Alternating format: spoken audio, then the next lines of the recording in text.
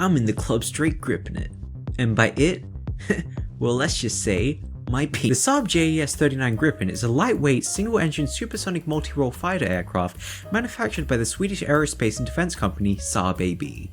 Join me as I build Revell's rendition of Sweden's Eurocanard that's totally better than an F-35. Trust me Canada, please, nobody else is buying it.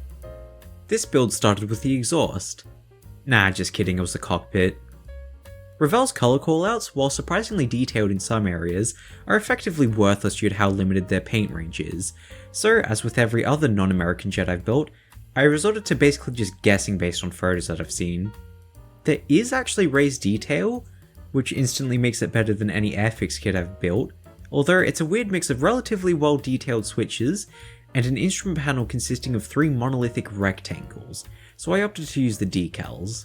This would prove to be a mistake as they don't seem as if they were even designed for the kit they were included in, because they don't even remotely line up with any of the raised detail, regardless of how you position them. Also, if you put the throttle on before the decals, it interferes with their fit, so probably don't do that. Either way, nice one lads. After giving some of the bits a dry brush and putting it all together, I was left with a cockpit that certainly deserves to be sealed behind a layer of clear plastic. General construction was somewhat interesting. The way the kit's engineered is pretty unique because the front and aft sections of the fuselage are split completely widthwise, using the wing as a bit of a base, something I don't think I've actually ever seen before. It's a slight faff to get right, but the seam between those two sections even lines up with the panel line. Pretty bloody smart design, and apart from maybe Italy's Tornado, I can't think of any other kits that bothered doing stuff like this. On your Revell. Apart from that glimmer of interesting design, it's otherwise a pretty mediocre build. The fitment between parts is a bit inconsistent, the wings were pretty good, but then smaller parts like the air brakes or the aero refueling port doors were pretty janky to say the least. And a lot of the smaller parts such as the antennas have a good helping of flash on them, which is always fun. Another thing to note is that the air intakes are just a hole. No ducting or compressor fan, just a hole. After a bit of filling and sanding, I decided to shake it up and add some rivets. They're pretty noticeable in a lot of photos I've seen, so I went to the hobby shop, bought the cheapest rivet tool they had, and just went to town. My main reference was CMK's photo hobby manual of the Gripen, although if you don't know where to look to find that, the markings guide in the instructions also shows most of the rivet lines, as well as panel lines that don't exist on the kit plastic. If looking at a kit's instructions makes you vomit for whatever reason, they mostly just follow the panels, which makes them relatively easy to freehand. My riveting efforts look kind of jank in some areas, but fuck it, she'll be right. After even more sanding because I made some mistakes when riveting, I got a bit of primer down. I mostly did an alright job at filling, but there were a few areas that I needed to clean up.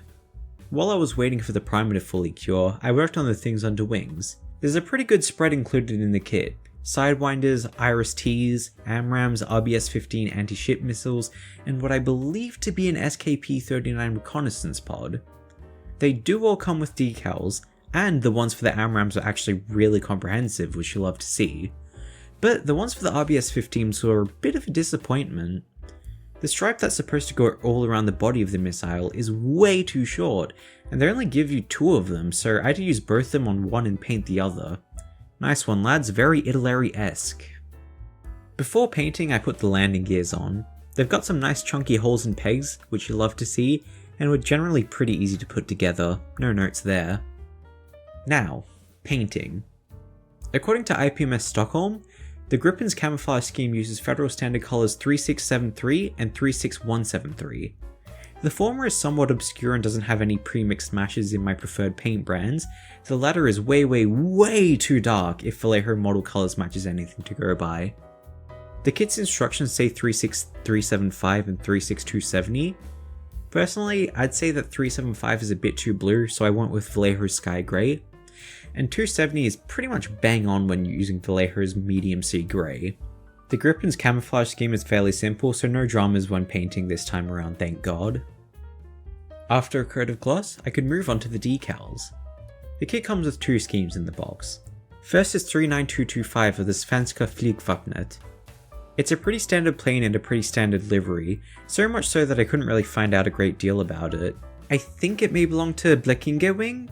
It's definitely seen some exercises, but it wasn't one of the 8 Swedish Gripens to go to Libya. The second plane is the Czech Air Force's 2014 Tiger Meat monstrosity. Sorry, but this just looks fucking stupid.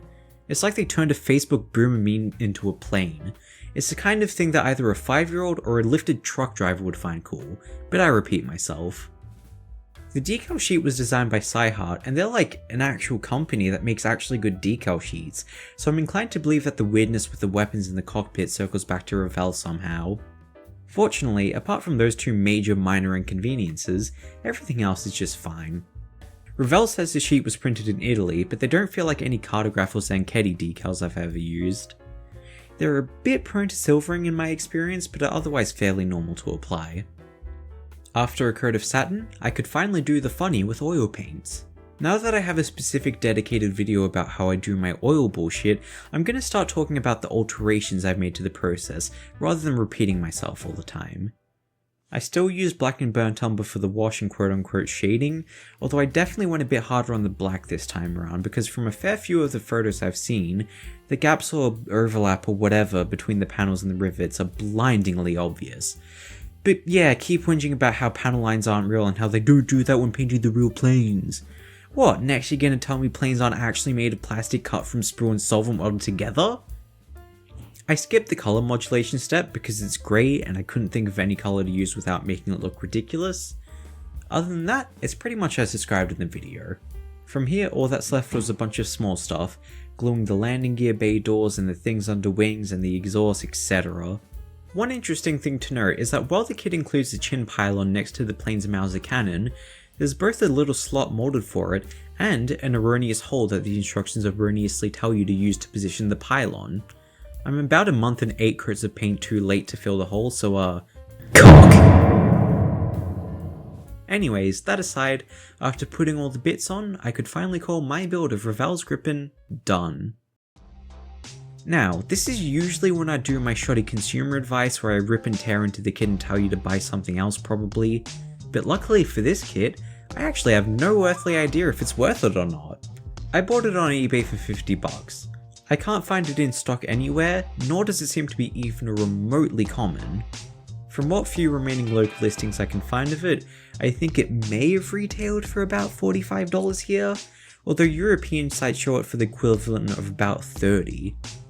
For $30, it's a no-brainer, but that 45 to 50 range? Well, I guess it depends if you want to build a Gripen really, because your only other option in this scale is Italeri and its reboxes. That one's actually an earlier A model, so it's technically not worse than this one, just different. Although let's face it, it's Italeri, so it probably sucks. Despite this kit having some, from what I can gather, standard-ish Revell gremlins, I did honestly enjoy it. It doesn't do anything too out there, but it's surprisingly well designed and not a complete chore to build.